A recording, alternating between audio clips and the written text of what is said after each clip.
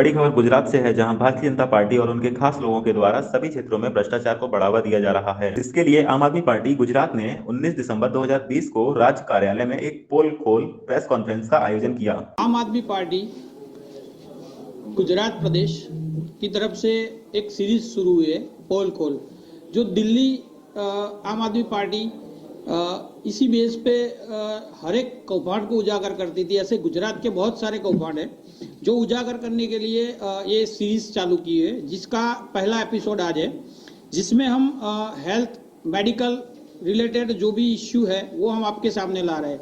ये कहानी शुरू होती है पंकज पटेल, उद्योगपति, जो गुजरात कैंसर सोसाइटी के चेयरमैन हैं, और उन्होंने गवर्नमेंट ऑफ गुजरात के साथ मिलके 1217 करोड़ का कौभांड किया है।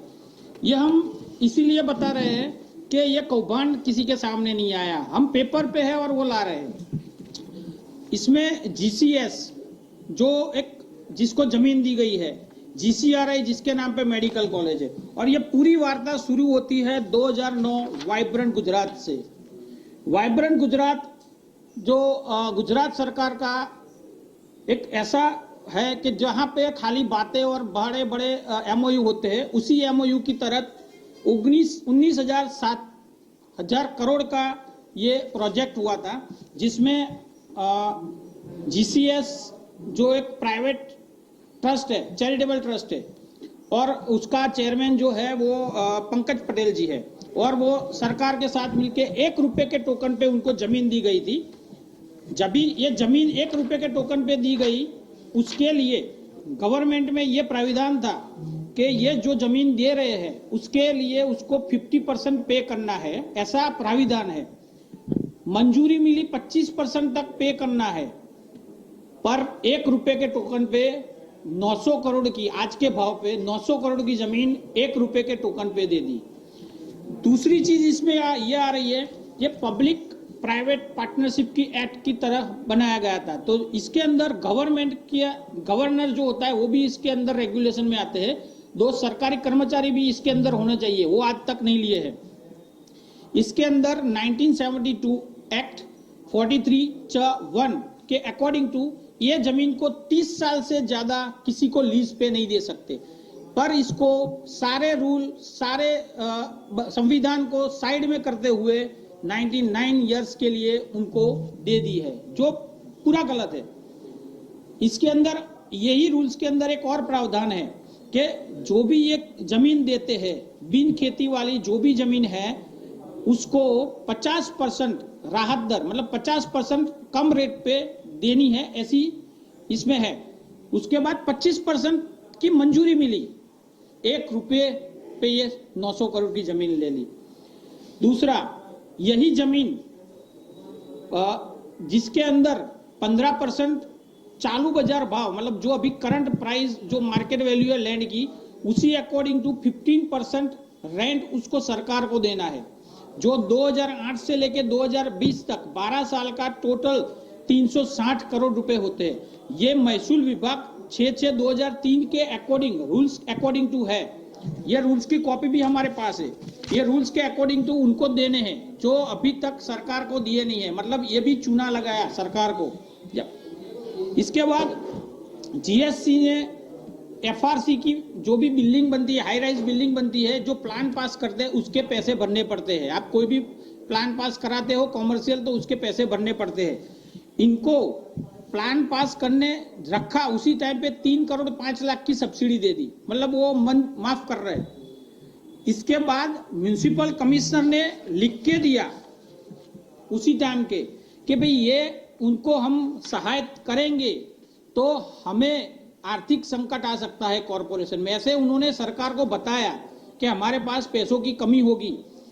उसके बाद भी ओवर रूल जाके उन्होंने 46 मीटर की परमिशन मिली, उसके सामने उन्होंने 51 मीटर्स की ऊंचाई का कामकाज किया, एफआरसी मंजूर कराया, और उसके according to 15 crore 62 lakh rupees उनको भरने पड़ते हैं।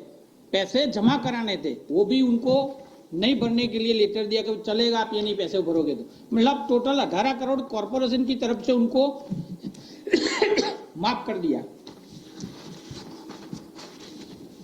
इसके अलावा जो ये जमीन थी वो पहले स्वदेशी मिल के नाम पे थी, स्वदेशी मिल उसका ऑनर था, वो सरकार ने ले ली थी क्योंकि उससे टैक्स नहीं भरा था।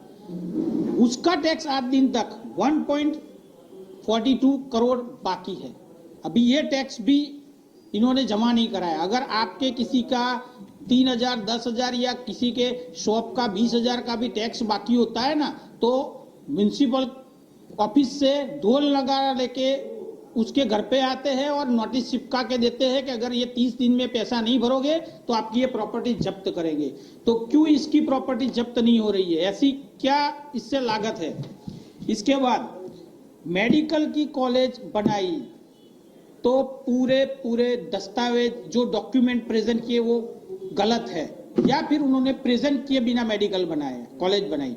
दो में से कोई भी चीज है, क्योंकि बिना बीयू परमिशन मेडिकल कॉलेज नहीं बन सकती। बिना बीयू परमिशन आपका कोई भी कॉमर्शियल यूज नहीं कर सकते बिल्डिंग को।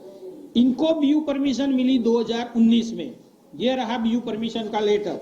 अभी इनको 2019 में बीयू परमिशन मिली, ये 2019 में बीयू परमिशन मिली, तो 9 साल पहले उनको मेडिकल कॉलेज और हॉस्पिटल कैसे बना दिया? यही केस डीपीएस स्कूल के साथ हुआ, उसकी बीयू परमिशन नहीं मिली, पूरी स्कूल को बंद कर दिया।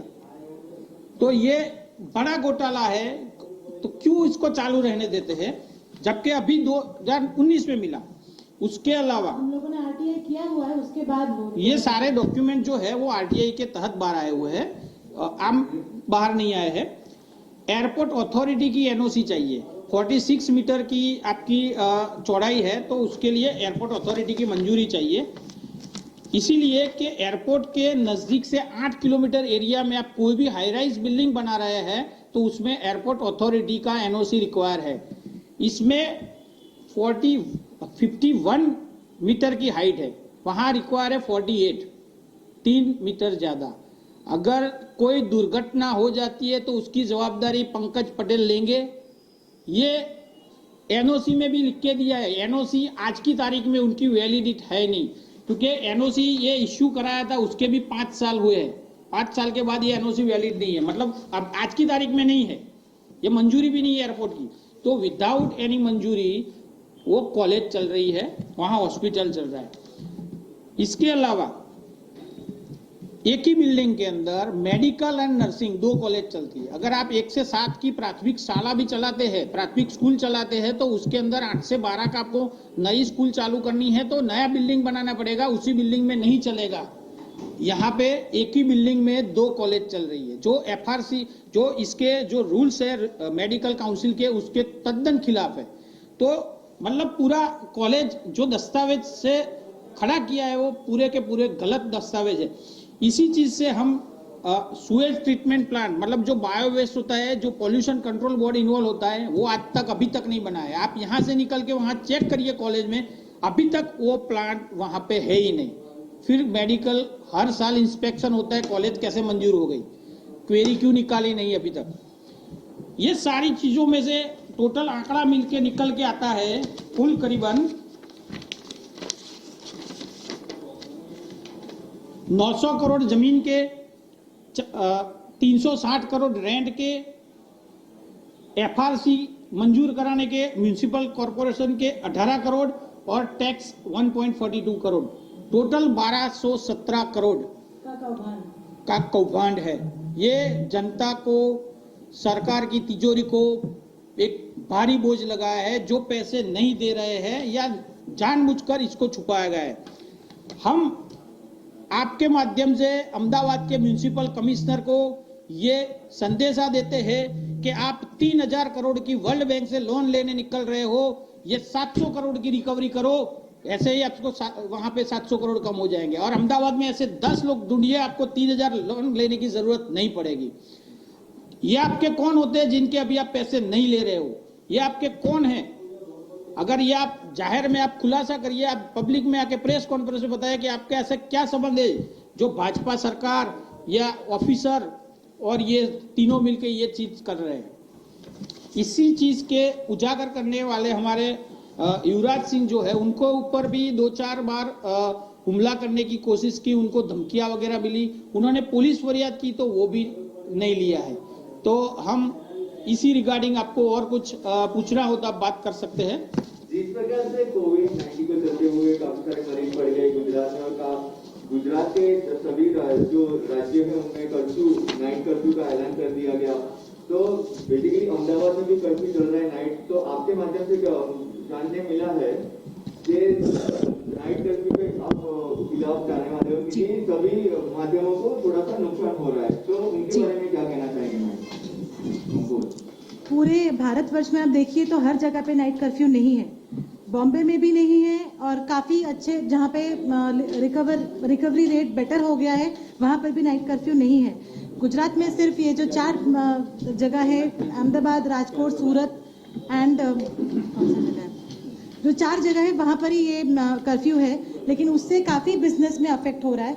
बिजनेस मतलब सिर्फ रेस्टोरेंट इंडस्ट्री ही नहीं, आप इवेंट इंडस्ट्री देख लीजिए, मैरिजेस देख लीजिए, कितने जो वेंडर्स होते हैं, जो फूल के वेंडर्स हैं, जो डीजे होते हैं, म्यूजिक रिलेटेड हैं, लाइट साउंड, सबके लिए सबका बिजनेस ठप पड़ा है।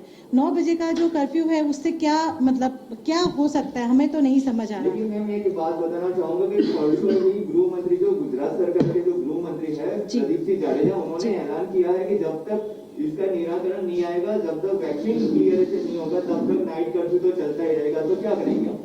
अभी देखिए, उसका भी हमारा एक प्रपोजल ये था कि आप हमको साफ साफ बता दीजिए कि 6 महीने तक भी आपको नाइट कर्फ्यू रखना है तो रखिए, लेकिन आप पहले से बता दीजिए। आज आप बताते हो कि 15 दिसंबर तक कर्फ्यू है, उसके बाद आप बताते हो कि 31 दिसंबर तक है।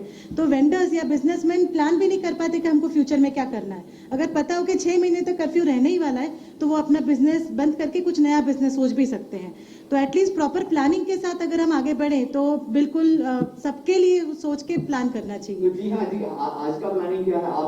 आज हम पीसफुल प्रोटेस्ट करने वाले हैं 2 बजे, और हम यही चाहते हैं कि कर्फ्यू में रिलैक्सेशन आए, या तो फिर कर्फ्यू को हटाया जाए ताकि काफी जो बिजनेस एम्प्लॉयमेंट सफर हो रहा है वो ना हो। जी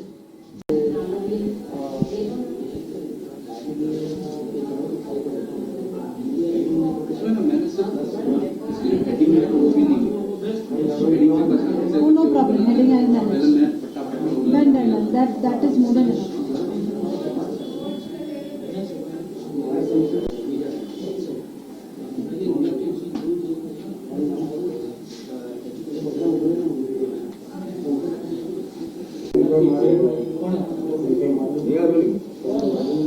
सबसे पहले मेरे पत्रकार बंधुओं और मेरे गुजरात के सभी साथियों को मेरा नमस्कार, मेरा प्रणाम।